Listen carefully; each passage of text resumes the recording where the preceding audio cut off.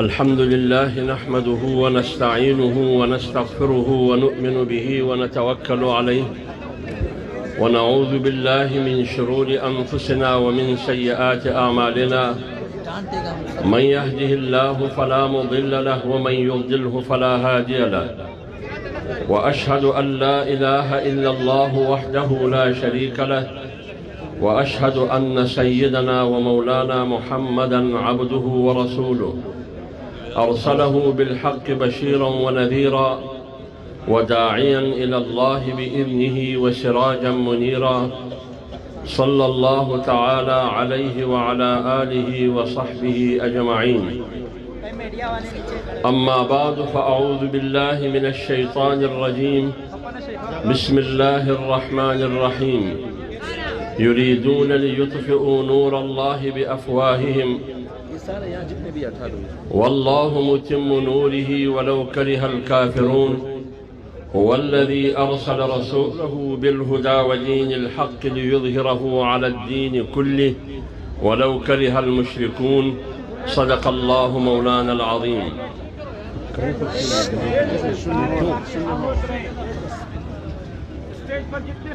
میرے محترم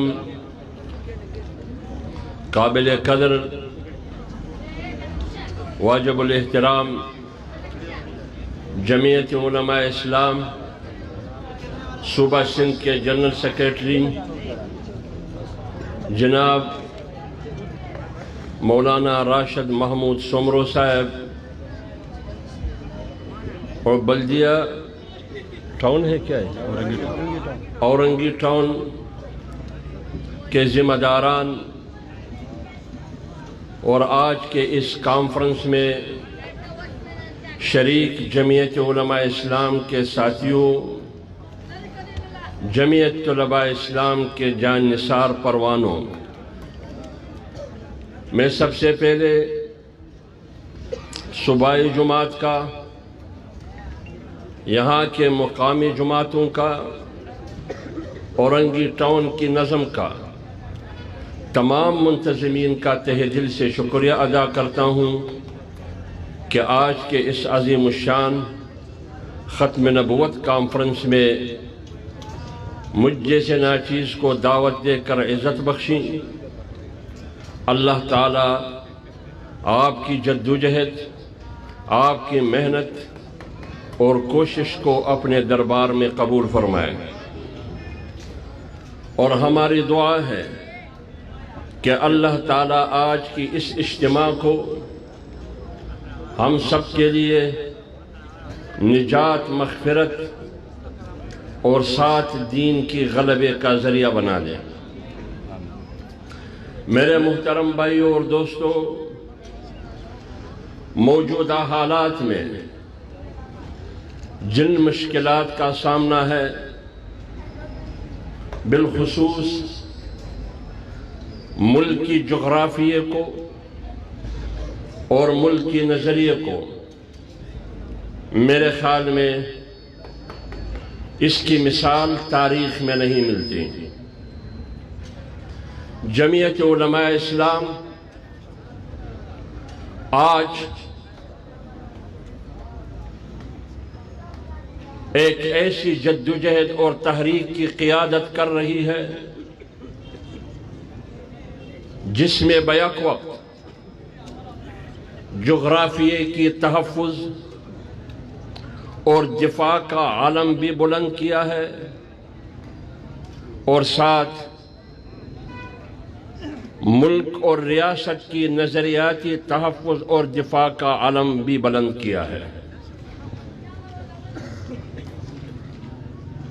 آج پورے ملک میں پاکستان ڈیموکریٹک موومنٹ PDM وجود میں آیا ہے. 10-11 جماعتوں کا اتحاد ہے جس کی قیادت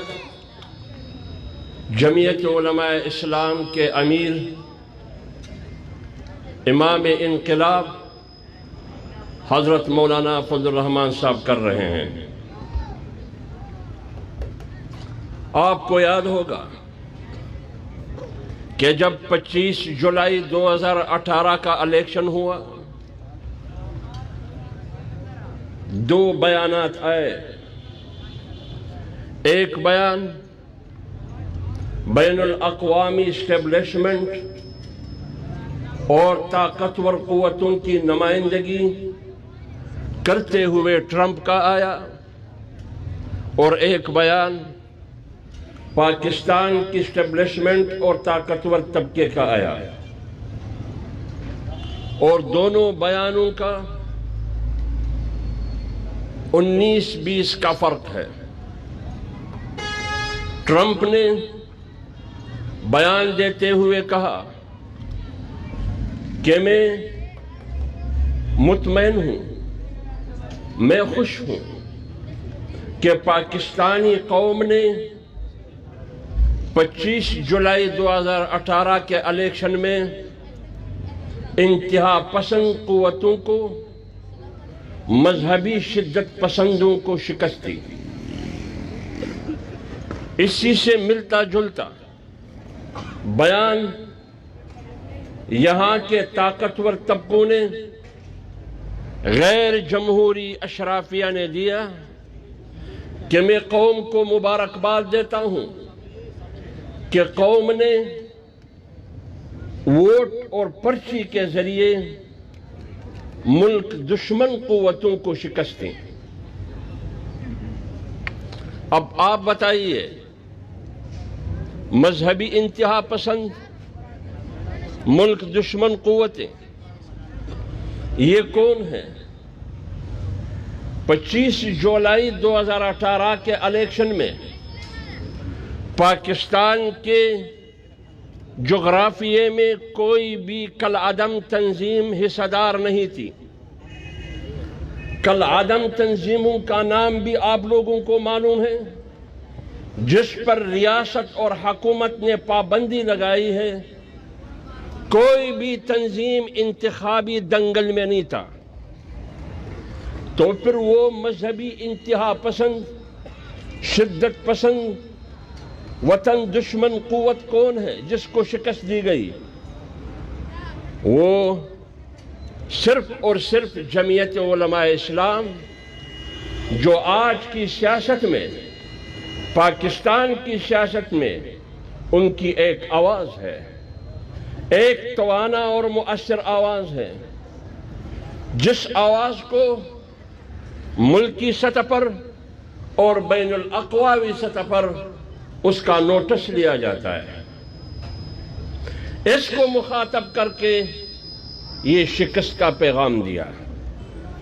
اس سے ثابت یہ ہوا کہ مذہبی سیاست کو، اسلامی سیاست کو، کسی بھی قوت کے ڈکشنری میں ہماری اور آپ کی سیاست کو ان کے مطابق اجازت نہیں ہے. یہی وجہ ہے کہ الیکشن میں انہوں نے ہمارے مینڈیٹ کو، ایک تو پوری جمہوری قوتوں کی مینڈیٹ کو، قومی مینڈیٹ کو چوری کر کے کسی اور کی جھولی میں ڈال کے ملک پر مسلط کی. اس کے ساتھ ساتھ سب سے پہلے ہم نشانے پر تھے، کیونکہ اسلامی سیاست کسی بھی قوت کے لیے قابل قبول نہیں تھا. جب اقتدار ان کو دی گئی، آج 2.5 سال ہو گئے. 2.5 سال میں اس حکومت نے عوام کے لیے کچھ نہیں کیا، عوام کی فلاح اور بہبود کے لیے کچھ نہیں کیا. اس حکومت نے اگر کیا ہے، یا تو ملک اور وطن دشمنی کیا ہے، یا انہوں نے دین اور اسلام دشمنی کی ہے. ہم نے روز اول 25 جولائی 2018 کو سب سے پہلے اس مینڈیٹ، جعلی مینڈیٹ کے خلاف جمعیت علماء اسلام نے آواز اٹھائی. ایک بیٹھک، ایک نشست کا اہتمام کیا اسلام آباد میں، جس میں MMA کی 6 جماعتیں سمیت تمام نیشنلسٹ، قوم پرست، سیکولر اور لبرل قوتیں مولانا صاحب کی قیادت میں جمع ہو کر یہ ڈکلریشن اور یہ اعلامیہ اور یہ پیغام قوم کو دی کہ یہ موجودہ مینڈیٹ عوام کی حقیقی نمائندگی اور مینڈیٹ نہیں ہے، یہ جعلی ہے، لہٰذا ملک میں جلد از سر نو انتخابات کی جائے جس میں غیر جمہوری قوتوں کا کسی قسم کی دخل اندازی نہ ہو۔ یہ آج کا نعرہ نہیں ہے، یہ اسی دن کا نعرہ ہے اور اسی دن کا موقف ہے۔ لوگ یہ سمجھتے تھے، یہ تانے جمعیت علماء اسلام کو دے رہے تھے کہ چونکہ جمعیت علماء اسلام ہمیشہ اقتدار میں رہی ہے، لہٰذا جیسے مچھلی بغیر پانی کے گزارا نہیں کر سکتا، جمعیت علماء اسلام بغیر اقتدار کے سیاست نہیں کر سکتی۔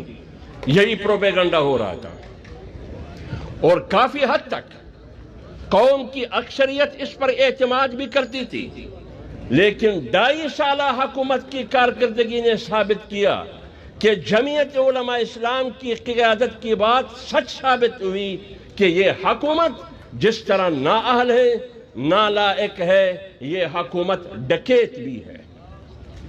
یہ جمعیت علماء اسلام کا فیصلہ تھا۔ اب سوال یہ ہے، یہ تو سب کو پتہ ہے، مہنگائی ہے، بے روزگاری ہے، 1 کروڑ نوکریاں نہیں ہے بلکہ 50 لوگ بے روزگار ہو گئے، 50 لاکھ گھر نہیں بلکہ 50 لاکھ گرائے گئے۔ بات ہو رہی تھی مدینہ کی ریاست کی۔ مدینہ کی ریاست میں ایک کام ہوا ہے، وہ یہ کام ہوا ہے کہ نام نہاد مدینہ کی ریاست کی امیر المؤمنین کا 300 کنال پر مشتمل بنی گالہ میں محل، وہ حرام تھا۔ 1.5 سال قوانین میں تبدیلی کرتے اس 1.5 سال میں اس حرام گھر کو 12 لاکھ جرمانے کی بدلے میں حلال قرار دیا گیا۔ یہ ہے مدینہ کی ریاست میں یہ ایک کام۔ اس کے علاوہ مجھے بتائیے، اسلام کے لیے کوئی کام ہوا ہے؟ اس نظریے کے لیے کوئی کام ہوا ہے جو نظریہ مدینہ کی ریاست کا بھی بنیادوں میں شامل تھا اور پاکستان کی بنیاد اور جڑوں میں بھی شامل تھا؟ کیا اس ملک کی وحدت، قومی وحدت کے لیے، اس ملک کی ملی وحدت کے لیے، اس ملک کی جغرافیے کی بقا، سالمیت اور استحکام کے لیے کوئی ایک کام نہیں ہوا؟ میں چند باتیں کر کے اپنا تقریر ختم کرنا چاہتا ہوں۔ میں نے ساتھیوں کو کہا کہ مجھے پہلے موقع دے۔ کہا جاتا ہے کہ 73 سال میں یہ واحد حکمران ہے کہ مدینہ کی ریاست کی بات تو کر رہا ہے، باقی تو مدینہ کی ریاست کی بات ہی نہیں کرتے تھے۔ کم سے کم یہ مدینہ کی ریاست تو بات کر رہا ہے۔ یہ بھائی، اس سے طاقتور حکمران جنرل ضیاء الحق تھے۔ انہوں نے 12 سال اسلام کے نام پر حکومت کی، اسلام کے نام پر حکومت کی۔ اس وقت بھی ضیاء الحق کو مفتی محمود رحمت اللہ علیہ نے للکارا اور چیلنج کیا۔ دنیا سے انتقال ہونے کے بعد حضرت مولانا فضل الرحمان صاحب نے MRD کا حصہ بن کے ضیاء الحق کی طاقت، اس کی حکومت، اس کی جھوٹے اسلام کے نعرے کو بھی مسترد کیا۔ یہ تاریخ ہے۔ اس وقت بھی بہت سے علماء غلط فہمی میں تھے، بہت سے علماء دھوکے میں تھے۔ میں نام نہیں لیتا کسی بھی عالم کا، آپ تاریخ پڑھیے، اپنے بزرگوں سے پوچھئے کہ سن 1980 کی دہائی میں جب جنرل ضیاء الحق حکمران تھے، وہ کون سی مذہبی جماعت تھی جو ضیاء الحق رجیم کے خلاف برسر پیکار تھی، اور وہ کون سے علماء تھے جو ضیاء الحق کے ہاں میں ہاں ملا کے اس کو حضرت عمر فاروق کا لقب دیا کرتے تھے۔ آج ہم اسی ماحول میں ہیں۔ بہت بڑے بڑے شیوخ تھے، بہت بڑے بڑے علماء تھے، یہاں تک کہ آپ کی قیادت پر کفر کے فتوے لگے۔ آپ کی قیادت کے خلاف ایک بہت بڑی سواد اعظم بنی۔ کیوں؟ یہ بے نظیر جو ایک سوشلسٹ خاتون ہے، اس کے ساتھ مل کے، جو شرعاً اس کے ساتھ بیٹھ کر حرام ہے، ناجائز ہے بیٹھنا، جیسے کہ آج کہتے ہیں کہ مولانا مریم کے ساتھ بیٹھ کے ایک بہت بڑا جرم کر رہا ہے۔ آپ حریم شاہ سے بیٹھ کے جرم نہیں ہے، آپ شیرین مزاری اور فردوس اشک سے بیٹھ کے جرم نہیں ہے، ان کی سب میں بیٹھ کے وہ مولانا فضل الرحمان صاحب کی امامت میں، ان کی قیادت میں سیاست کر رہی ہے۔ یہ عیب ہے، آپ کو تو خوش ہونا چاہیے، اس لیے خوش ہونا چاہیے کہ بین الاقوامی اسٹیبلشمنٹ اور ملکی اسٹیبلشمنٹ آپ کو سیاست میں نہیں دیکھنا چاہتے تھے، اس لیے 25 جولائی کو آپ کا بستر گول کر کے پارلیمنٹ سے نکال دیا۔ جس طرح آپ کی گنجائش مسجد میں نہیں ہے، آپ کی گنجائش اجازت مدرسے میں نہیں ہے، منبر اور محراب کو اپنے مرضی کے مطابق اپنی اظہار رائے کی آزادی کے ساتھ تم نہیں کر سکتے۔ آپ کی زبان بندی کے لیے قانون سازی ہو رہی ہے، تو پھر مجھے بتائیے آپ کو سیاست کرنے کی اجازت دے گی؟ نہیں دے گی آپ کو۔ تو اس لیے آج موجودہ صورتحال میں جب کہا جاتا تھا کہ مولانا 12واں کھلاڑی ہے، 12واں کھلاڑی کا مطلب یہ کہ وہ ادھر تماشیوں میں بیٹھا ہوا کرتا ہے، 11 کھلاڑی اندر کھیلتے ہیں مقابل کے ساتھ، لیکن آج تو وہ 12واں نہیں ہے بلکہ ٹیم کا کپتان ہے، وہ تو 12واں نہیں ہے۔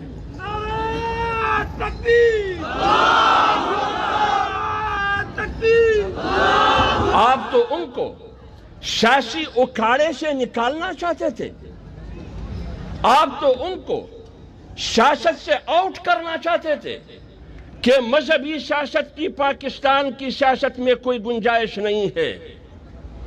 بین الاقوامی ایجنڈا یہ تھا، آج پاکستان کی سیکولر مذہب بیزار جماعتیں، آج پاکستان کی لبرل بے دین جماعتیں جس کو ہم لبرل کہتے ہیں، آج پاکستان کی نیشنلسٹ اور قوم پرست پارٹیاں ایک پگڑی اور داڑھی والے مولوی کی قیادت میں ملکی سیاست اور بین الاقوامی سیاست اس کی ارد گرد گھوم رہی ہے۔ آپ بتائیے یہ آپ کے لیے خوش قسمتی کی بات ہے یا نہیں ہے؟ نعرہ تکبیر! نعرہ تکبیر! نعرہ تکبیر! جہاں بھی ہم جاتے ہیں، میری بات سنیں، جہاں بھی ہم جاتے ہیں سوال کیا جاتا ہے کہ پی ڈی ایم کا کوئی نتیجہ نکلے گا یا نہیں نکلے گا؟ یہ پی ڈی ایم کی ضرورت ہی کیا ہے؟ یہ کس قسم کا اتحاد ہے؟ کیا ہوگا اس کا نتیجہ؟ یہ سوال نہیں کرنا چاہیے۔ اگر آپ سیاسی ورکر اور سیاسی کارکن ہے، سیاسی ورکر اور سیاسی کارکن کبھی بھی اس قسم کی سوالات نہیں کرتے۔ وہ کیا کرتے ہیں؟ وہ اس قسم کی تحریکات کو تاریخ کی پس منظر میں دیکھتے ہیں۔ آپ تاریخ میں ماضی میں جائیے، سن 1968 میں جنرل ایوب کے خلاف بھی ایک اتحاد بنی تھی اور پی ڈی ایم کے نام سے بنی تھی، پی ڈی ایم کے نام سے۔ اس تحریک میں بھی ہمارے اکابرین شامل تھے جنرل ایوب کے خلاف۔ ہم کیوں جنرل ایوب کے خلاف تھے؟ کیونکہ ملک میں آئین نہیں تھا، ملک میں قانون نام چیز کی کوئی چیز ہی نہیں تھی۔ ہم آئین چاہتے تھے، قانون چاہتے تھے۔ 20 سال سے ملک بغیر آئین کے چلتا ہے، لہذا اوپر سے ایک ڈنڈے والا حکمران جرنیل مسلط ہے 10 سال سے، لہذا آپ کو حکومت کرنے کا حق نہیں ہے۔ پھر یہ بتاؤ یہ P D M general Ayub کے خلاف کیوں بنی؟ یہ P D M general Ayub کے خلاف کیوں بنی بھائی؟ اور ہمارے اکابرین اس پی ڈی ایم کا حصہ کیوں بنے؟ نتیجہ کیا نکلا؟ ہم کیا چاہتے تھے؟ نتیجہ کیا نکلا؟ ہم چاہتے تھے ایک جمہوری حکومت، ایک آئین، ایک میثاق جمہوریت، میثاق پاکستان، دستور پاکستان ہم چاہتے تھے، آئین اور قانون ہم چاہتے تھے، لیکن ایک بلا سے تو جان چھوٹ کی جو جنرل ایوب تھے۔ دوسرا بلا آیا جنرل یحییٰ کی شکل میں۔ کیا ہم آرام سے بیٹھے؟ تاریخ پڑھیے نا۔ کیا ہم آرام سے بیٹھے یا جنرل یحییٰ کے خلاف بھی ہم نے تاریخ چلائی؟ اس کے خلاف بھی چلائی۔ 70 کے الیکشن ہوئے، اس کے نتیجے میں ملک دو لخت ہوا۔ 5 سال بھٹو نے حکومت کی۔ 77 میں پھر ایک اتحاد بنی، پاکستان قومی اتحاد، جو انگریزی میں اس کو PNA کہتے ہیں، پاکستان نیشنل الائنس۔ اس اتحاد کی قیادت کون کرتے تھے؟ اس اتحاد کی قیادت کون کرتے تھے سن 1977 میں؟ کون کرتے تھے وہ؟ مولانا مفتی محمود رحمت اللہ علیہ۔ پھر سوال یہ ہے کہ مولانا ان خربوزوں ان تربوزوں کی قیادت کیوں کرتے تھے؟ کیوں کرتے تھے بھائی؟ کیوں کرتے تھے؟ اکثریت یہ پارٹیاں سارے اس میں موجود تھی، کیوں کرتے تھے وہ؟ PNA اور پاکستان قومی اتحاد کی قیادت کیوں کرتے تھے؟ کیا وہ گناہ کبیرہ تھا؟ کیا وہ جرم تھا؟ اگر وہ جرم اور گناہ کبیرہ تو اس میں بھی شامل ہوں، تو آئیے بیت اللہ یا مسجد نبوی میں بیٹھ کے توبہ کریں کہ آئندہ ہم ایسا نہیں کریں گے، جو کیا ہم نے کیا وہ غلط کیا۔ کوئی اس کہنے کے لیے تیار ہے؟ کوئی بھی تیار نہیں ہے۔ تو اس وقت PNA کی قیادت مفتی محمود صاحب کر رہے تھے، تو آج اگر قیادت PDM کا مولانا فضل الرحمان کر رہا ہے، اس میں کون سا گناہ ہے؟ کون سا گناہ ہے اس میں؟ جرم کیا ہے اس میں؟ اگر یہ جرم ہے تو وہ بھی جرم تھا۔ اگر یہ جرم ہے تو 68 کا PDM میں جمعیت حصہ تھا، وہ بھی جرم تھا، ہمارے اکابرین جب حصہ تھے۔ پھر آئیے، باقی میں نہیں جاتا، اور بھی بہت سی باتیں۔ سن 1980 کی حکومت جنرل ضیاء کی حکومت تھی۔ ہم چاہتے تھے کہ نئی انتخابات ہو، تحریک چلی PNA کی۔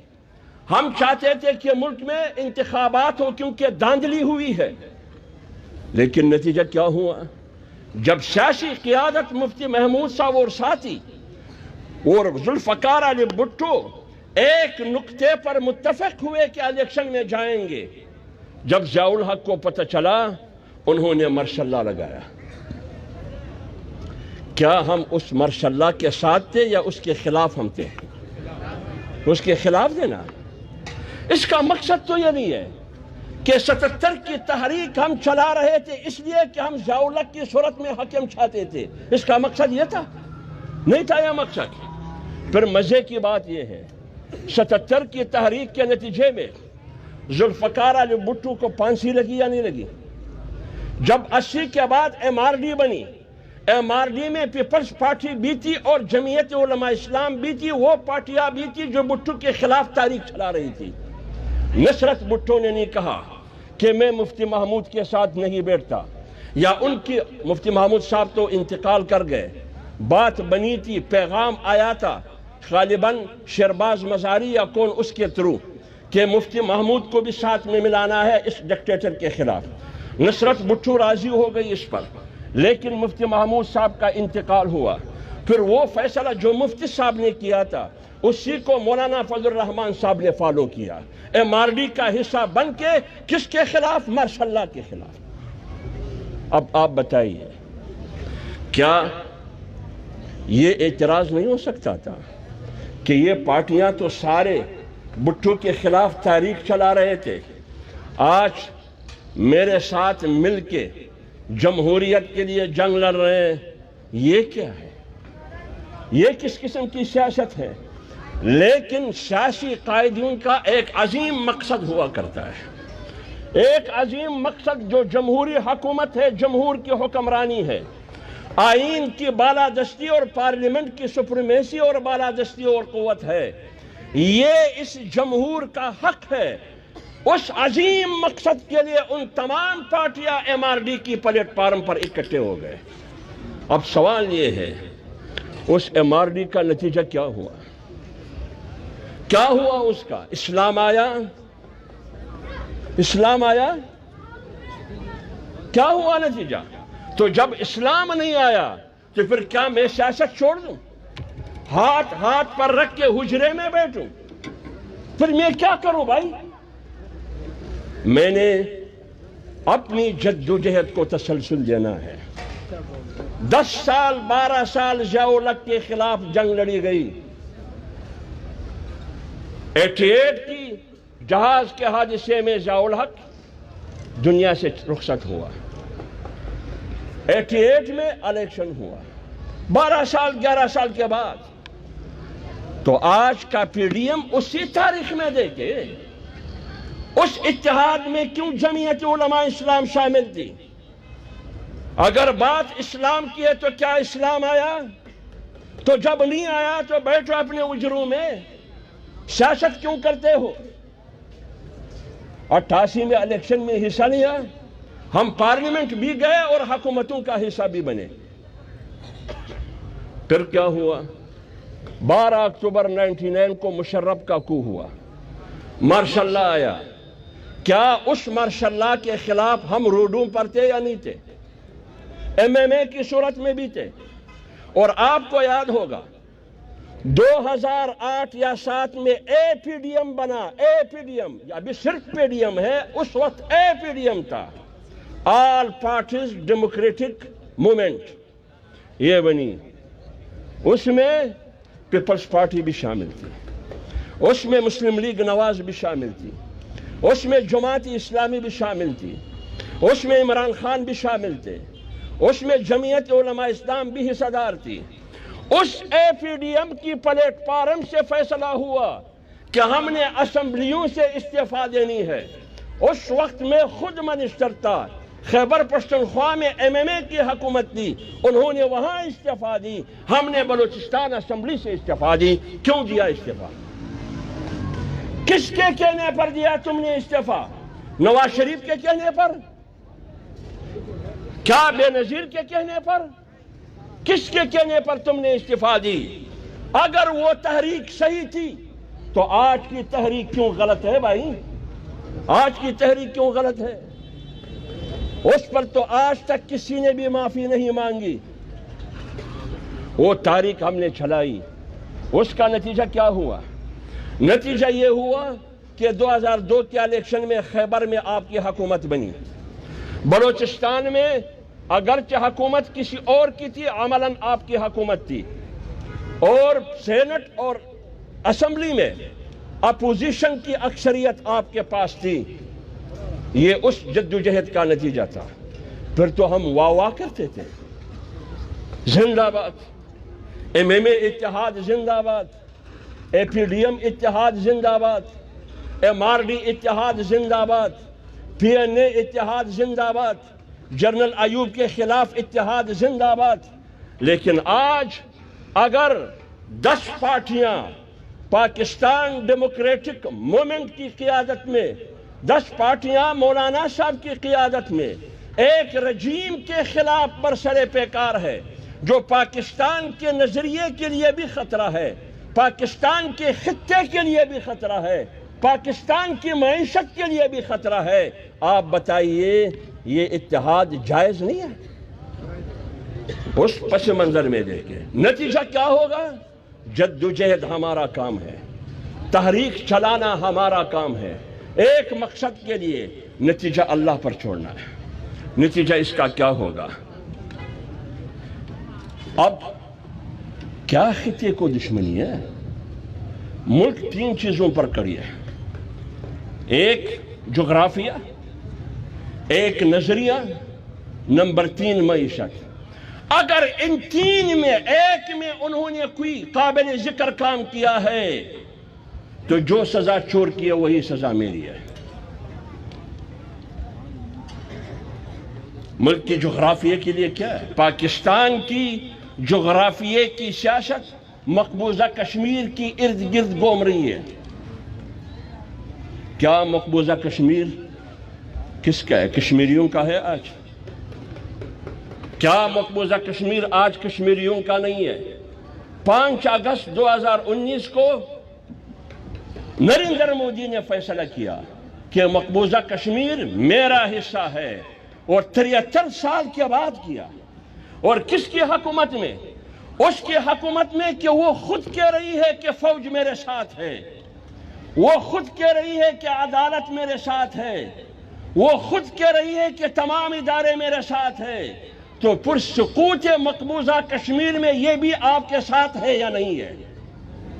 یا تو وہ اپنا پوزیشن واضح کر دے کہ مقبوضہ کشمیر 73 سال میں ہم ان سے الگ نہیں ہوا، ان کی مستقل حیثیت ختم نہیں ہوئی، لیکن 73 سال کے بعد مقبوضہ کشمیر دلی نے اپنا حصہ بنا دیا، اور یہ تقسیم ہند کا فارمولہ ہے، تقسیم ہند کا، اس قرارداد کا حصہ ہے جو اقوام متحدہ میں پڑا ہے کہ مقبوضہ کشمیر کی فیصلے کے بغیر پاکستان مکمل نہیں ہے، پاکستان کی جغرافیہ بھی مکمل نہیں ہے۔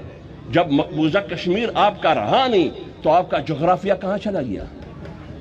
جیسے بنگلہ دیش 71 میں آپ سے الگ ہوا تو آپ کا جغرافیہ 2 لخت ہوا، آج کشمیر کی صورت میں آپ کا جغرافیہ ایک بار پھر سقوط کا شکار ہوا، اور اس میں اصل ذمہ دار کون ہے؟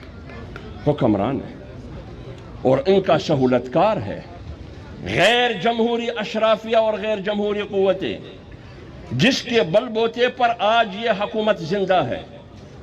انہوں نے دعا نہیں کی کہ نریندر مودی کی کامیابی کے لیے دعا کریں، مقبوضہ کشمیر کا مسئلہ حل ہوگا۔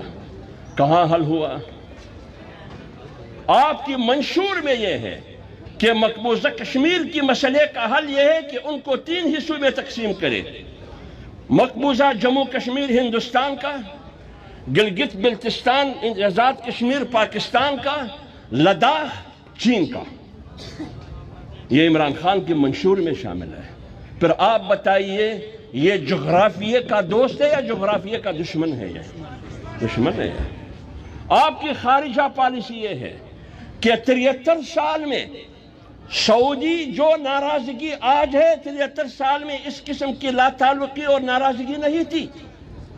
73 سال میں ہندوستان اور بھارت کا چیف آف آرمی اسٹاف نے سعودی اور یو اے ای کا دورہ نہیں کیا۔ پہلی دفعہ ہے 2 مہینے پہلے بھارت کے چیف آف آرمی اسٹاف نے سعودی اور یو اے ای کا دورہ کیا۔ یہ تو آپ کے حکومت میں۔ تیسری بات، یو این سیکورٹی کونسل میں ممبرشپ کے لیے، یو این سیکورٹی کونسل سلامتی کونسل کے 5 مستقل ممبر ہیں، فرانس، برطانیہ، روس، امریکہ اور چین۔ یہ 5 مستقل ممبر ہے، کچھ غیر مستقل ممبر ہے، وہ بھی رائے شماری اور ووٹ کے ذریعے اس کا ممبر بن سکتا ہے۔ اس دفعہ ہندوستان کو اس کا ممبر بنانے کے لیے پاکستان نے 73 سال بعد ہندوستان کو ووٹ دیا۔ یہ جغرافیے کے ساتھ دوستی ہے یا دشمنی ہے؟ تم کہتے ہیں کہ تمام ادارے میرے ساتھ ہیں، ہم تو یہ سوال کرتے ہیں کہ مقبوضہ کشمیر کی سقوط میں ادارے ہیں یا نہیں ہے؟ یہ جواب انہوں نے دینا ہوگا۔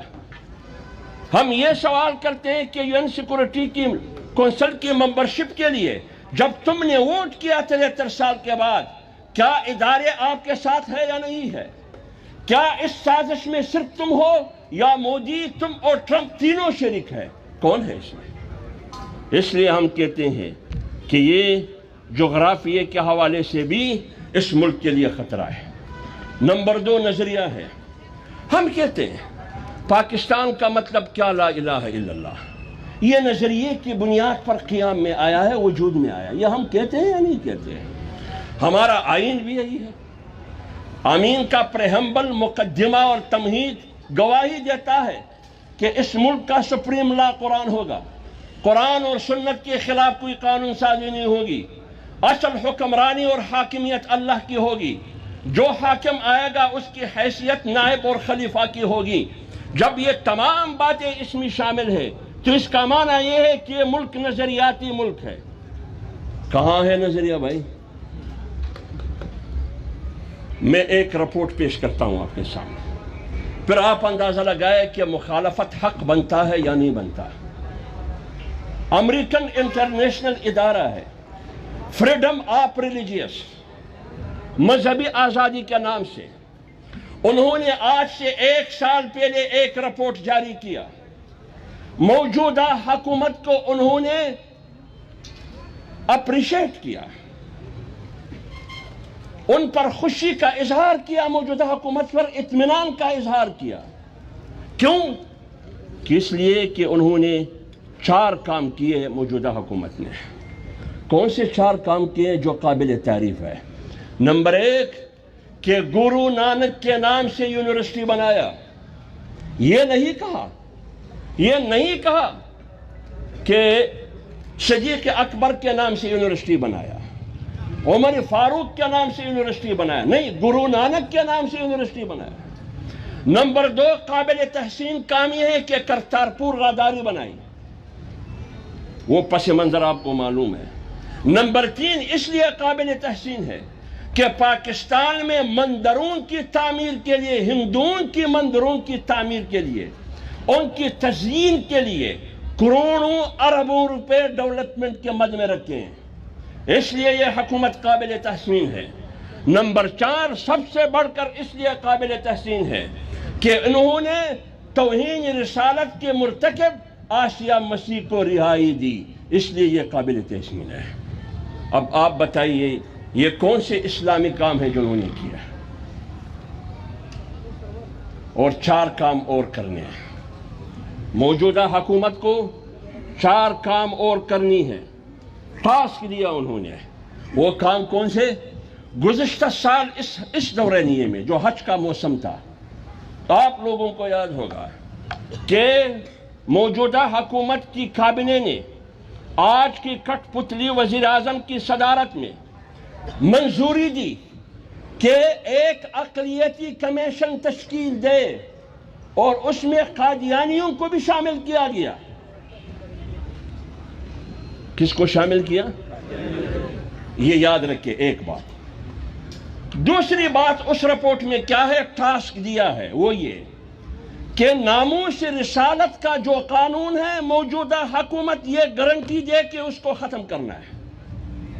2 کام ہو گئے۔ نمبر 3 298C جس کے مطابق قادیانیوں کو دعوت تبلیغ کی اجازت نہیں ہے، اس قانون کو ختم کرنا ہوگا۔ نمبر 4 یہ ٹاسک دیا ہے کہ جتنے بھی گستاخ رسول جیلوں میں بند ہیں ان سب کو رہائی دے۔ پھر یہ انکوں کا تارا ہے یہ حکومت۔ آپ بتائیے اقلیتی کمیشن کی تشکیل ہوئی یا نہیں ہوئی؟ گزشتہ سال ہوئی یا نہیں ہوئی؟ ہوئی۔ اچھا، رپورٹ میں کیا لکھا کہ اقلیتوں کی کمیشن کی تشکیل 9 کرو، امریکہ کے رائے میری ہدایات کے مطابق، میرے ڈائریکشن کے مطابق، میرے انسٹرکشن کے مطابق، میری شرائط و رسولوں کے مطابق۔ جب انہوں نے نوٹیفیکیشن کی، وہ اصول یہ تھے کہ قادیانیوں کو اس اقلیتی کمیشن کا ممبر بنا دیا۔ آمیر پر پشتو کی یہ مثال دی، وہ یار نک زی کے بیا سک زی کا یار دے وہ اقلیتی کمیشن تو اچھا ہوئی بلوار نے بیا عدالت ویل چو وہ عیسائیانو تے اجازت صدق پر عبادت، وہ یہودیانو تے اجازت صدق پر عبادت، وہ سکانو تے اجازت صدق پر عبادت، وہ سکانو تے اجازت وہ ہندوانو تے صدق پر عبادت، پلان نو ماتا ولی نستا نکستا تے اجازت در کی دا حلقی دی چھ 298C ختم کیے۔ جب آپ 298 کو ختم کریں گے تو پھر اس کی اجازت آپ کو ملے گی۔ جب وہ اقلیتی کمیشن کا ممبر بنا، اگلا قدم یہ تھا کہ 298 کو تعزیرات پاکستان کا جو دفعہ ہے اس کو ختم کرو، تاکہ وہ کلم کلا پر قادیانیت اور مرزائیت کا دعوت اور تبلیغ شروع کرے۔ اور آئین کے مطابق ان کو اجازت نہیں ہے، اور حکومت نے اقلیتی کمیشن بنائی۔ آپ بتائیں یہ اس رپورٹ پر عمل ہے یا نہیں عمل؟ اب ہم سوال کریں گے، بابا یہ ملک، اس ملک کے فیصلے، اس ملک کی جتنی بھی فیصلے ہیں یہ بین الاقوامی اداروں کی روشنی میں اقوام متحدہ، ورلڈ بینک، IMF، فلانا اس کی ہدایات پہ ہو رہا ہے۔ بھائی یہ تو ہمیں بھی معلوم ہے 73 سال سے ہو رہا ہے، تو پھر کیا کرے؟ خاموش ہو کے بیٹھے، خاموش ہو کے بیٹھے نا، تو کیا کرے؟ شیخ الہند نے کیا کہا؟ شیخ الہند نے کیا کہا جب ان کو رہائی ملی مالٹا جیل سے؟ ابتدائی اجلاس میں جب انہوں نے صدارت کی، انہوں نے کون سی باتیں قوم کو مخاطب کر کے کی؟ انہوں نے یہ کہا کہ انگریز اسلام کا بھی دشمن ہے اور مسلمان کا بھی دشمن ہے۔ ایک بات یہ کی، دوسری بات کیا کی؟ اگر انگریز کے خلاف لڑنے میں، سیاسی جنگ میں جو بھی قوم میرے ساتھ دیتا ہے اس کو ہم خوش آمدید کہیں گے، بشرطے کہ میرے اصول پامال نہ ہوں۔ ہر قوم کی حمایت وہ چاہتے تھے یا نہیں چاہتے تھے؟ جب وہ تشریح کے ریشمی رومال چلا رہے تھے، کیا اس میں ہندو شامل تھے یا نہیں شامل تھے؟ اس میں سکھ شامل تھے یا نہیں شامل تھے؟ شامل تھے۔ تو پھر تو شیخ الہند کا فلسفہ کہاں گیا؟ انہوں نے کہا کہ صحابہ کے زمانے میں جہاز نہیں تھا، توپ بھی نہیں تھا، ٹینک بھی نہیں تھا، راکٹ لانچر کلاشنکوف بھی نہیں تھا۔ یہ تو ہم تفسیر کہتے ہیں، لیکن جنگی ساز و سامان نہیں تھے جو آج ہے۔ وہ جنگی ساز و سامان آج کا کیا ہے؟ کلاشنکوف، جنگی جہاز، B-52، MiG-18، F-16 یہ نہیں تھی، یہ ہمارے پاس نہیں تھی۔ تو پھر کیا کرے؟ تو صحابہ کے زمانے میں یہ نہیں تھے، آج ہے، تو یہ بدعت نہیں ہے؟ یہ بدعت ہے؟ یہ کہاں سے حلال ہوا بھائی؟ یہ کہاں سے حلال ہوا؟ تو اگر اس وقت یہ چیزیں نہیں تھی، آج اگر یہ چیزیں کسی ریاست اسلامی کے پاس ہو، کیا وہ دشمن کے خلاف یہ وسائل استعمال کر سکتا ہے یا نہیں؟ لیکن میرے خلاف نہیں ہے، پھر میرا احتیاط کیا ہوگا؟ میرا احتیاط کیا ہوگا انگریز کے خلاف؟ اور یہ بات بھی سن لے، حق ہمیشہ بے سر و سامان ہوتا ہے۔ کیا فرعون کے مقابلے میں موسیٰ بے سر و سامان نہیں تھا؟ کیا نمرود کے مقابلے میں ابراہیم بے سر و سامان نہیں تھا؟ کیا قیصر اور کسریٰ کے مقابلے میں پیغمبر بے سر و سامان نہیں تھا؟ کیا ابو جہل اور ابو لہب کے مقابلے میں پیغمبر کے پاس کیا تھے؟ کیا منصور اور معتصم کے خلاف امام ابو حنیفہ بے سر و سامان نہیں تھے؟ کیا اکبر مغل کے مقابلے میں مجدد الفسانی بے سر و سامان نہیں تھے؟ کیا کچھ درباری مولوی ان کے ساتھ نہیں بیٹھے تھے، ابو الفضل اور فیضی جیسے مولوی؟ کیا شیخ الہند اور قاسم نانوتوی جب تاریخ ریشمی رومال اور 1857 کی جنگ آزادی لڑ رہے تھے، اس کے پاس کیا تھی؟ بے سر و سامانی کے علاوہ اور کچھ بھی نہیں تھے۔ لیکن پھر بھی انہوں نے کیا کہا کہ ہم نے انگریز کے خلاف لڑنا ہے۔ اور صدارت کس کی؟ جمعیت علماء ہند کی۔ بنا کب؟ 24 نومبر سن 1919 کو، اور غالباً پہلے اجلاس کی جو انہوں نے صدارت کی، غالباً نومبر یا ستمبر کا، محنت نومبر کا 18، 19، 20 کا، اس اجلاس کا اعلامیہ یہ ہے۔ اور تیسرا اس اجلاس کا نقطہ کیا تھا؟ علماء کو مخاطب کر کے کہا کہ آپ کے خیال میں اسلام یہ ہے کہ حجری میں بیٹھ کر اللہ اللہ کرے، مسجد کی کونے میں بیٹھ کر سبحان اللہ کرے؟ نہیں، جو بھی اس کو اسلام سمجھتا ہے اور اسلام یہاں تک محدود کرتا ہے، یہ اسلام کے چہرے کو مسخہ کرنے کی کوشش کر رہا ہے۔ یہ اسلام کے منہ اور چہرے پر سیاہ دبا ہے، یہ بیٹھنے کا وقت نہیں ہے۔ اب آپ بتاؤ، آج کی انگریز امریکہ اور یورپ اسلام اور مسلمان کی دشمن ہے یا نہیں ہے؟ آج ہمارے پاس جہاز، بندوق، بارود، توپ، تپنگ نہیں ہے۔ ہمارے پاس کیا ہے؟ اقوام کو متحد کرے، جدوجہد کرے، جلوس کے ذریعے، مظاہرے کے ذریعے، جلسے کے ذریعے، جو شیخ الہند نے کہا وہی ہم کر رہے ہیں بھائی۔ جو شیخ الہند نے کہا وہی ہم کر رہے ہیں۔ 1861 میں ڈاکٹر ولیم کو وائسرائے برطانیہ نے کیا کہا واشرائی برطانیہ نے 1861 کو ڈاکٹر ولیم میور کو کہا تھا کہ بتاؤ مسلمانوں کی طاقت کو کس طرح ختم کرنا ہے۔ یہ تو درد سر بن چکا ہے۔ جاؤ گھومو پھرو۔ آیا، رپورٹ پیش کی، 4 باتیں کی، 4 میں 3 پیش کرتا ہوں۔ 4 باتیں کی، غور سے سنیے۔ نمبر 1، اگر آپ نے مسلمانوں کی طاقت اور قوت کو ختم کرنی ہے اور آرام اور سکون سے حکومت کرنی ہے، ایک مضبوط حکومت، اپنے حکومت کا استحکام اور قوت چاہتے ہو، تو قرآن ان کے ٹیبل پر ان کے سامنے پیش کیا کہ جب تک یہ قرآن اس خطے میں ہو تم مسلمانوں کو زیر نہیں کر سکتے۔ کیا آج کا رجیم قرآن کا دشمن ہے یا نہیں ہے؟ انہوں نے 3 لاکھ نسخے جمع کر کے جلا دیے وائسرائے برطانیہ نے۔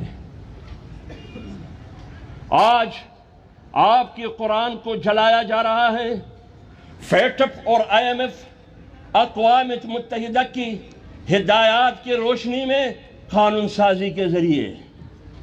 قانون سازی کے ذریعے میں کس طرح اس حکومت کو مدینہ کی ریاست کا حکومت کہوں کہ وہ فائنینشل ایکشن ٹاسک فورس کے ہدایات پر اسمبلی کے ریکارڈ پر موجود ہے۔ وہ کہتے ہیں کہ یہ قانون سازی اس لیے کر رہا ہوں کہ financial action task force FATF کہہ رہا ہے کہ یہ قانون سازی کرو۔ اس قانون سازی کے نتیجے میں کیا؟ مساجد کے اختیارات کو کنٹرول کرو، مدارس کے اختیارات کو کنٹرول کرو، وقف املاک ایکٹ کی صورت میں کنٹرول کرو۔ اور فیٹف نے یہ شرط بھی لگایا ہے کہ مدارس کو سکولوں میں تبدیل کرے یا ہسپتالوں میں۔ آج جو آپ کے 5 وفاق کے مقابلے میں 5 وفاق بنائے گئے، یہ فائنینشل ایکشن ٹاسک فورس امریکہ کی ہدایات ہے۔ آپ کو کمزور کرنے کے لیے، انتشار پیدا کرنے کے لیے یہ بنا رہے ہیں۔ تو کیا یہ مدینہ کی ریاست ہے؟ انہوں نے کہا آپ نے کمیشن تشکیل دی امریکہ کے کہنے پر، ہم مخالفت کریں گے۔ نمبر 2، انہوں نے کہا ناموس رسالت کا قانون ختم کریں۔ ان کے وفاقی وزیر ہے، اس کا نام ہے حماد اظہر۔ انہوں نے باقاعدہ سینٹ میں آئینی ترمیمی بل پیش کی کہ ناموس رسالت کا جو قانون ہے اس کو غیر مؤثر یا ختم کیا جائے۔ لیکن جب سٹرائک ہوا، احتجاج ہوا ملک سے باہر پارلیمنٹ کے اندر، جس کی قیادت جمعیت علماء اور تمام مذہبی حلقے اس میں شامل تھے، کیا وہ واپس ہوئے یا نہیں ہوئے؟ ہدایات کس کی تھی؟ اس امریکن رپورٹ کی جو فریڈم آف ریلیجیس کے نام سے انہوں نے جاری کیا تھا۔ کیسے ہم نہ کہے کہ یہ بین الاقوامی ایجنڈے کی تکمیل کے لیے آیا ہے؟ سوال تو بنتا ہے یا نہیں بنتا؟ تیسری بات کیا کی؟ تیسری بات انہوں نے یہ کی کہ 298 کو ختم کر دیں تاکہ قیدیانیوں کو دعوت اپنے مذہب کے مطابق اجازت ہوں۔ اور چوتھی بات انہوں نے یہ کی کہ وہ تمام گستاخ رسول جو جیلوں میں بند ہیں ان سب کو رہا کرو۔ اس میں 4-5 باقاعدہ بائی نیم نام میرے سامنے شامل ہے، رپورٹ بھی موجود ہے۔ اس میں سے ایک کو رہائی دی یا نہیں دی؟ آسیہ کو۔ یہ کس قسم کی مدینہ کی ریاست ہے؟ کیا کہتے ہیں کہ میں اسرائیل کو تسلیم نہیں کر رہا؟ آپ کے ایک خاتون پارلیمنٹ نے آج سے 1.5 سال پہلے پارلیمنٹ میں کھڑی ہو کے انہوں نے کہا کہ اگر پوری دنیا میں بالخصوص مشرق وسطی عرب ممالک میں سکون اور امن خوشی چاہتے ہو امت مسلمہ کی، عرب کی، اس کا حل یہ ہے کہ اسرائیل کو تسلیم کرے اور بیت المقدس مسجد اقصی یہودیوں کے حوالے کریں۔ آپ تسلیم نہیں کریں گے نا؟ آپ تو یہی کہتے ہیں نا، رنگیلا تو یہی کہتا ہے، محمد شاہ رنگیلا یہی کہہ رہا ہے کہ ہم تسلیم نہیں کریں گے۔ جب آپ تسلیم نہیں کریں گے، اس خاتون پارلیمنٹ نے جب یہ آواز اٹھائی اس کے خلاف آپ نے کوئی نوٹس لیا؟ نہیں۔ کوئی کارروائی کی؟ نہیں۔ کیا کیا تم نے؟ بلکہ آپ نے ڈیولپمنٹ فنڈ میں 50 کروڑ روپے بھی دیے اس کو۔ یہ مدینے کی ریاست ہے۔ اس لیے ہم کہتے ہیں کہ یہ ملک، یہ حکومت جغرافیے کے لیے خطرہ ہے، یہ نظریے کے لیے خطرہ ہے، اور یہ معیشت کے لیے بھی خطرہ ہے۔ یہ آپ نے سنا ہوگا کہ پاکستان کی شریعت کورٹ میں ایک کیس چل رہا ہے سود کے حوالے سے، تقریباً 30-35 سال سے چل رہا ہے۔ آج اس حکومت نے 1 مہینے پہلے درخواست دیا ہے کہ یہ جو کیس آپ چلا رہے ہیں سود کے خلاف، یہ تم نہیں چلا سکتے، آپ کے پاس اتنا قانونی آئینی اختیار نہیں ہے۔ کیا مطلب؟ مطلب یہ کہ سود کرنے دو، سود کرنے دو۔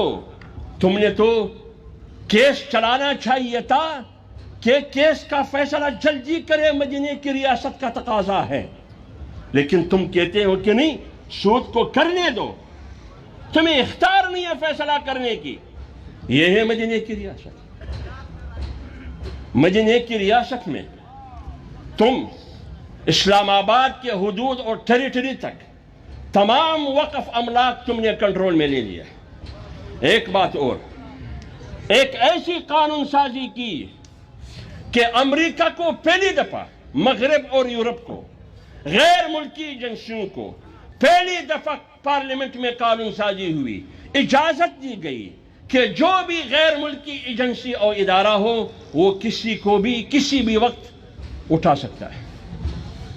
مولوی کو بھی اٹھا سکتا ہے، کاروباری کو بھی اٹھا سکتا ہے، زمیندار اور جاگیردار کو بھی اٹھا سکتا ہے۔ بزنس مین، کاروباری آدمی کو اس لیے اٹھائیں گے کہ یہ منی لانڈرر ہے، منی لانڈرنگ میں ملوث ہے، یہ پیسے دہشت گردی کے مد میں تقسیم کر رہے ہیں، اس لیے ان کو ہتھ کڑی ڈال۔ مولوی کیوں؟ یہ مدرسے کے ذریعے انتہا پسندی اور دہشت گردی پھیلا رہے ہیں، اور ایسا اٹھانا ہے کہ اس کے خلاف تم اپیل بھی نہیں کر سکتے، اپیل بھی نہیں کر سکتے۔ اور مسجد سے اٹھائیں گے جو وقف املاک ایکٹ منظور کیا ہے، 6 مہینے تک مولوی یا مولوی کا کوئی وکیل، کوئی رشتہ دار کسی بھی عدالت میں اس کو چیلنج نہیں کر سکتا۔ اب آپ بتائیے، یہ اسلام دشمن حکومت ہے یا اسلام دوست حکومت ہے؟ یہ مساجد اور مدارس کا دشمن ہے یا دوست ہے؟ بابا مدینے کی ریاست میں تو مساجد آباد ہوتے تھے، ایک ہی مسجد نبوی، عدالت بھی، GHQ بھی، جرنل بھی وہاں سے ہو کے جاتا تھا دشمن کے مقابلے کے لیے، اور قرآن بھی وہاں پڑھایا جاتا تھا، امامت بھی وہاں کرائی جاتی تھی، دعوت بھی وہاں سے دی جاتی تھی، قیصر اور کسریٰ کو پیغام بھی وہاں سے دیا۔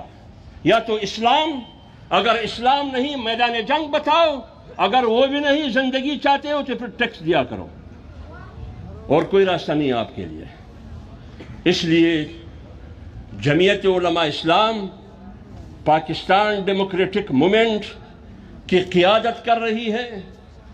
اس کا نتیجہ کیا ہوگا؟ اس کا ایک نتیجہ یہ ہے کہ آج آپ کی سیاست پاکستان کی 22 کروڑ عوام نے تسلیم کیا ہے۔ کل تک آپ ناقابل برداشت تھے، آج پاکستان کی طاقتور طبقے نے کہا یہ چند مولوی ہے، چند مولوی ہے، حجرے کے چوہے ہیں یہ۔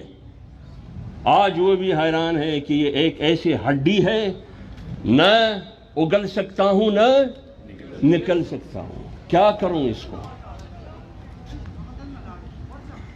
جب آپ کو بین الاقوامی دنیا اور ملکی طاقت آپ کو سیاست کرنے نہیں دیتا، آج آپ پوری سیاسی قوت کی قیادت کر رہے ہیں، مولوی کو تو خوش ہونا چاہیے، مولوی کو تو سپورٹ کرنا چاہیے۔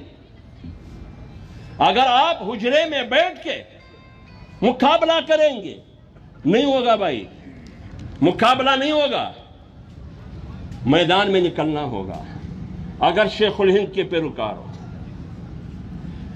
روز اول سے لے کر آج تک دو طاقتیں ایک دوسرے کے ساتھ مد مقابل ہے، اس حقیقت سے کوئی انکار کر سکتا؟ ایک حق، ایک باطل۔ حق ابراہیم علیہ السلام کی شکل میں، باطل نمرود کی شکل میں۔ حق موسیٰ کی شکل میں، باطل فرعون کی شکل میں۔ حق اسرائیل خونخواروں کی شکل، باطل اسرائیل خونخواروں کی شکل میں، حق حضرت عیسیٰ کی شکل میں۔ حق حضرت پیغمبر کی شکل میں، باطل ابو لہب، ابو جہل، قیصر اور کسریٰ کی شکل میں، اور باطل منصور اور معتصم کی شکل میں، حق امام ابو حنیفہ کی شکل میں۔ امام ابو حنیفہ کتنی بڑی جامع، وسیع اور عریض ایک فقہ مدون کیا ہے، یہ بڑی خدمت ہے۔ تو آپ کہہ سکتے تھے کہ بابا آپ اس طاقتور کا مقابلہ کریں گے، آرام سے بیٹھے اپنے حجرے میں، کیوں جیل جانا پڑا؟ 4 سال جیل میں تھے۔ اتنی عظیم شخصیت، جب ان کا جنازہ اٹھا جیل سے 90,000 عیسائیوں نے کلمہ پڑھا، 90,000۔ تو آپ امام ابو حنیفہ کو کہیں کیوں لڑ رہے تھے بھائی؟ کہہ سکتے ہیں۔ آپ مجدد الفصالی کو بھی کہا گیا کہ آرام کی زندگی کو برباد مت کر۔ اکبر جلال الدین کے ساتھ ابو الفضل بھی تھا، ملا فیضی بھی تھا، کتنے بڑے علماء تھے۔ آج آپ اپنی تقریر میں مجدد کا حوالہ دیتے ہیں، ابو الفضل اور فیضی کا حوالہ نہیں دیتے، کیوں؟ وہ تاریخ میں زندہ ہے، وہ تاریخ میں مردہ ہے۔ یہ تاریخ ہے، شیخ الہند کو سامنے رکھو۔ اس لیے ہم نے اٹھ کھڑے ہو کے اس سسٹم اور اس نظام کا مقابلہ کرنا ہوگا۔ کہتے ہیں کہ طلباء کو جلسوں میں کیوں لے کے آتے ہیں؟ معصوم طلباء، کل تک تو یہ سارے دہشت گرد تھے، آج کیسے معصوم بن گئے؟ کل تک تو یہ سارے انتہا پسند اور شدت پسند تھے۔ ایک طرف قانون سازی کرتے ہو مدارس کو بند کرنے کے لیے، مساجد کو بند کرنے کے لیے، ملا کی آواز کو بند کرنے کے لیے، ان کو دہشت گرد ڈکلیئر کرنے کے لیے قانون سازی کر رہی ہو، دوسری طرف مجھے شیخ رشید جیسے لوگ کہتے ہیں معصوم طلباء۔ کیا اگر کالج یونیورسٹی کی طالب علم کو احتجاج کرنے کا حق ہے، کسی سیاسی جماعت کا حصہ بننے کا حق ہے، یونیورسٹی اور کالج میں تنظیم بنانے کا حق ہے، ووٹ استعمال کرنے کا حق ہے، 126 دن کی دھرنے میں لڑکیوں کو نچوانے اور ان کی رقص و سرود میں اس کے ذریعے ڈگڈگی بجانا، یہ ان کا حق ہے آپ کی سیاست میں۔ اور ایک مولوی طاہر القادری کے ساتھ کنٹینر پر کھڑے ہو کے ان کے مدارس کی طلباء اور طالبات، شورخوار بچے اپنے سیاست کے لیے استعمال کرنے کی اجازت ہے، تو کیا میرے طالب علم کو اجازت نہیں ہے؟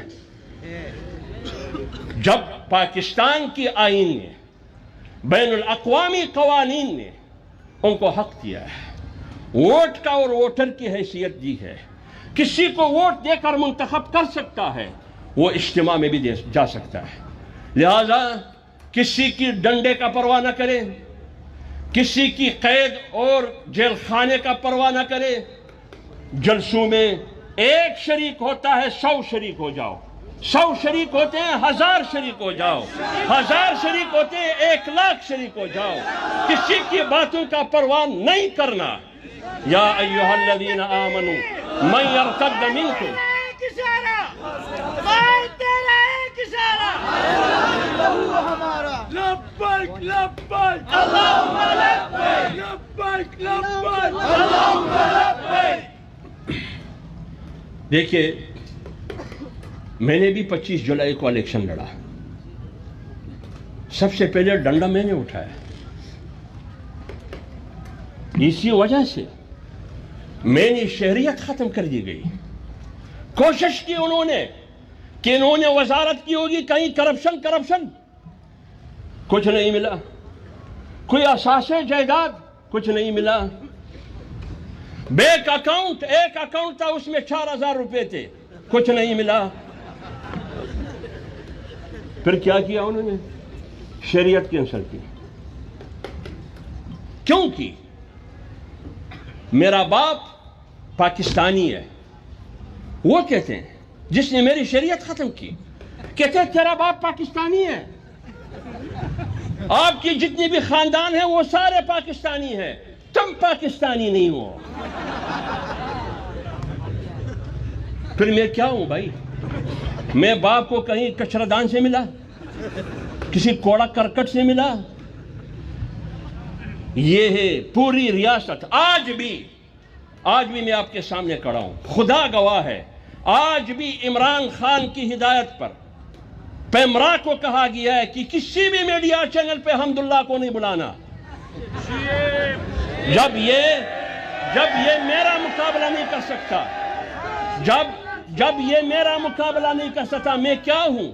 میری حیثیت ایک ادنا ورکر اور کارکن کی ہے.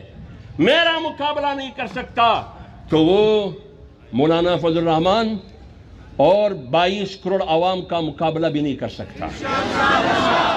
اور یہ جو میں اتنا بڑا آدمی نہیں ہوں.